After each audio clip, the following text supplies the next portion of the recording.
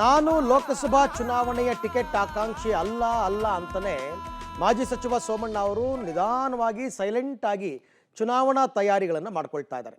ತುಮಕೂರು ಲೋಕಸಭಾ ಕ್ಷೇತ್ರದ ಮೇಲೆ ಕಣ್ಣಿಟ್ಟಿರ್ತಕ್ಕಂಥ ಸೋಮಣ್ಣ ಅವರು ತೆರೆಮರೆಯಲ್ಲೇ ಮುಖಂಡರನ್ನ ಭೇಟಿಯಾಗಿ ತಮ್ಮ ಕೋಟೆಯನ್ನು ಭದ್ರಗೊಳಿಸ್ಕೊತಾ ಇದ್ದಾರೆ. ಈ ಕುರಿತಂತೆ ಒಂದು ರಿಪೋರ್ಟ್ ಇದೆ, ನೋಡೋಣ ಬನ್ನಿ. ತುಮಕೂರಿನಲ್ಲಿ ತೆರೆಮರೆಯಲ್ಲಿ ಪ್ರಚಾರ ಶುರು ಮಾಡಿದ ವಿ ಸೋಮಣ್ಣ. ತುಮಕೂರಿನಿಂದ ಲೋಕಸಭೆ ಅಖಾಡಕ್ಕಿಳಿತಾರ ಮಾಜಿ ಸಚಿವರು. ವರಿಷ್ಠರು ನಿರ್ಧರಿಸಿದ್ರೆ ಯಾವ ಅಭ್ಯಂತರವಿಲ್ಲ ಎಂದಿದ್ಯಾಕೆ ವಿಜಯೇಂದ್ರ.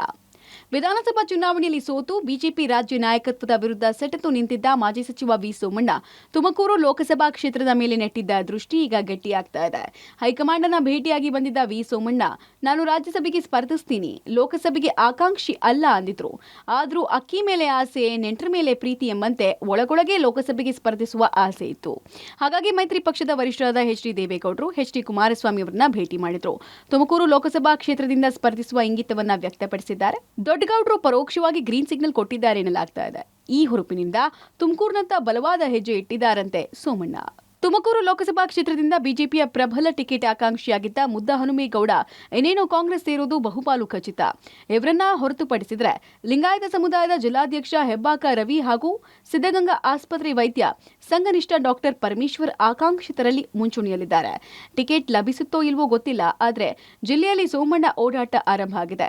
ತಿಪ್ಟೂರಿನ ನೊಣವಿನಕೆರೆ ಮಠ, ಗುಬ್ಬಿಯ ಚೆನ್ನಕೇಶವ ದೇವಸ್ಥಾನ, ವಿವಿಧ ಸಮುದಾಯಗಳ ಮುಖಂಡರ ಮನೆಗೆ ಭೇಟಿಯಾಗ್ತಾ ತೆರೆಮರೆಯಲ್ಲಿ ತಯಾರಿ ಆರಂಭಿಸಿದ್ದಾರೆ. ಆದರೆ ಸೋಮಣ್ಣಗೆ ಟಿಕೆಟ್ ಕೊಡೋದು ರಾಜ್ಯಾಧ್ಯಕ್ಷ ಬಿವೈ ವಿಜಯೇಂದ್ರಗೆ ಇಷ್ಟ ಇಲ್ವಾ ಅನ್ನೋ ಜಿಜ್ಞಾಸೆ ಹುಟ್ಟುಕೊಂಡಿದೆ. ಸೋಮಣ್ಣಗೆ ವರಿಷ್ಠರು ಟಿಕೆಟ್ ಕೊಟ್ರೆ ನನ್ನ ಅಭ್ಯಂತರ ಇಲ್ಲ ಅಂದಿರೋದು ಹೊಸ ಚರ್ಚೆ ಹುಟ್ಟು ಹಾಕಿದೆ.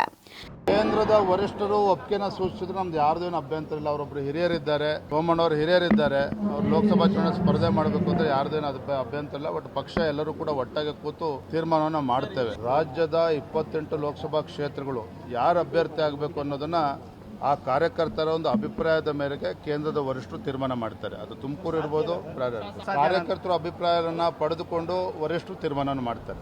ಲಿಂಗಾಯತರ ಪ್ರಾಬಲ್ಯ ಇರುವ ತುಮಕೂರು ಲೋಕಸಭಾ ಕ್ಷೇತ್ರದಲ್ಲಿ ವಿ ಸೋಮಣ್ಣ ಮತ್ತೊಮ್ಮೆ ನೆಲೆ ಕಂಡುಕೊಳ್ಳೋಕೆ ಮುಂದಾಗಿದ್ದಾರೆ. ಸೋಮಣ್ಣರ ಕನಸು ನನಸಾಗುತ್ತಾ? ವಲಸೆ ಬಂದವರಿಗೆ ಕಲ್ಪತರ ನಾಡಿನ ಜನತೆ ಮಣೆ ಹಾಕ್ತಾರಾ? ಕಾದ್ ನೋಡ್ಬೇಕು. Manjunath, public TV, Tumakuru.